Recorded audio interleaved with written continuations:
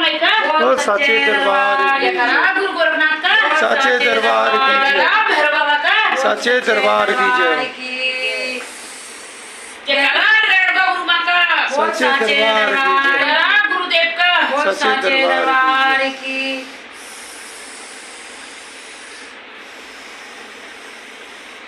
जयकारा मरघट वाली का बोल साचे दरबार की।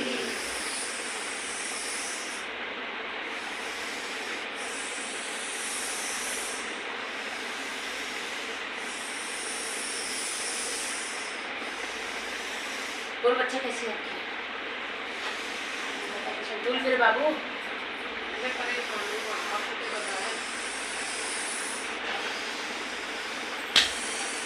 बाबू तेरे घर में तो मसाणी चल रही है तेरे घर में मसाणी चल रही है और तेरे घर में भेजी हुई मसाणी है बोल गंगा माई की तेरे शरीर में भी भरती है खुलती नहीं है यहाँ कहीं पे भी तू जाती है जब भजन सुनती है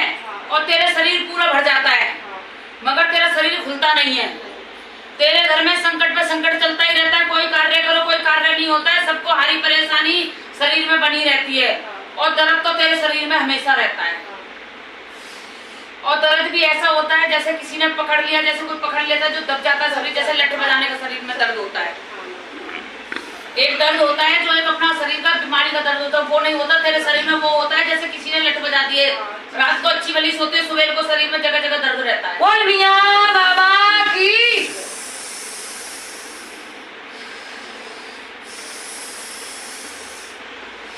और मसाणी छोड़े बाबू 14 साल हो गई तेरे पे माँ इसी वजह से तेरे दरबार में धक्के खा के लाई हूँ इसे और तेरे कोई रहा बांधना है ये कुछ जानती नहीं है बहुत मूर्ख औरत है घर की सारी बर्बादी हो गई देख बच्चा हाँ खुद मसाणी आती है हाँ माँ तो वो एक माँ बासती है हाँ माँ ठीक है हाँ माँ एक माँ का रूप होता है हाँ माँ और जब भेजी जाती है हाँ माँ तो उसको मसाणी इसलिए कहते हैं कि वो जो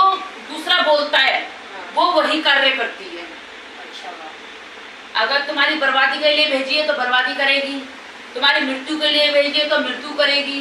तुम्हारे कार्य बिगाड़ने के लिए भेजी है तो कार्य बिगाड़ेगी क्योंकि कहते हैं ना बाबू जब बंधन में बंध के ही काम करते हैं ये चीजें ठीक है बच्चा और ये भेजे हुए जब से तेरे कोई भी कार्य नहीं बनने और तू और भी दिन परेशानी में ही चलती जा रही है कितना भी कोशिश करती है कराने के लिए तेरा वहीं से काट हो जाता है क्योंकि मसाणी तो तेरे बापू साथ चले उसे तो पहले ही पता चल जाता है कि तू जान आ रही है ये बता बच्चा